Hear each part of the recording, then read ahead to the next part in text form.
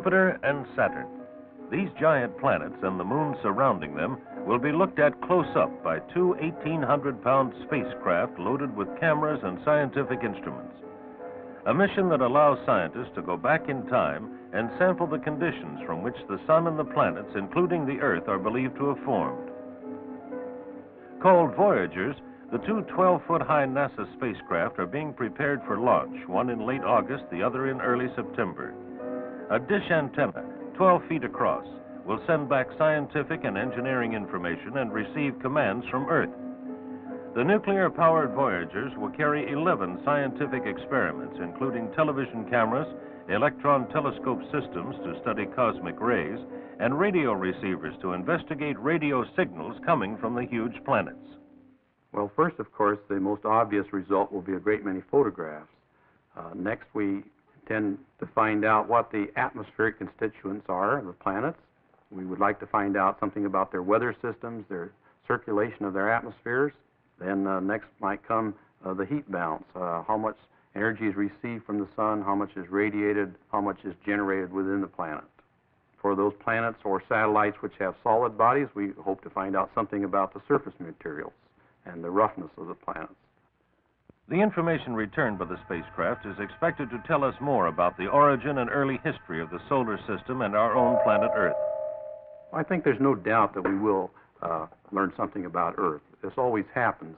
Now, that's not our primary function, but by comparing the planets, we naturally tend to find out how Earth was formed, how it's changing, what the future holds for us, and how we're influenced by the sun, all of these type of things. I think I should mention that this mission is giving us an opportunity to compare really 4 planets at one time. As the spacecraft leave Earth, they will be making measurements of Earth. Then next comes Jupiter, then Saturn, and then probably Uranus. After traveling for 18 months, Voyager 1 will reach Jupiter in March 1979, with Voyager 2 trailing 4 months later. Using computer simulations, it's possible to show what Voyager will see as it approaches Jupiter and its several moons and then passes on by.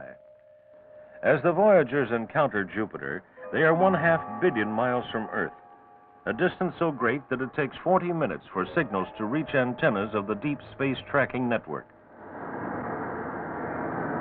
This is descent sequencing. We have Radio commands are generated for transmission to the two craft from Mission Control and Computing Center at NASA's Jet Propulsion Laboratory in Pasadena. The rings of Saturn have fascinated scientists for decades. At the time of closest encounter by the first Voyager on November 12, 1980, it will have traveled 1.4 billion miles through space. As Voyager examines Saturn and its largest moon, Titan, it will stay outside its hazardous rings. Again, our computer lets us view what Voyager 1 will see as it travels toward the great ringed planet.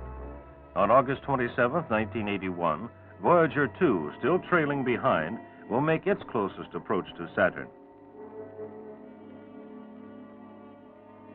Project Voyager, an extensive reconnaissance mission to the outer region of the solar system.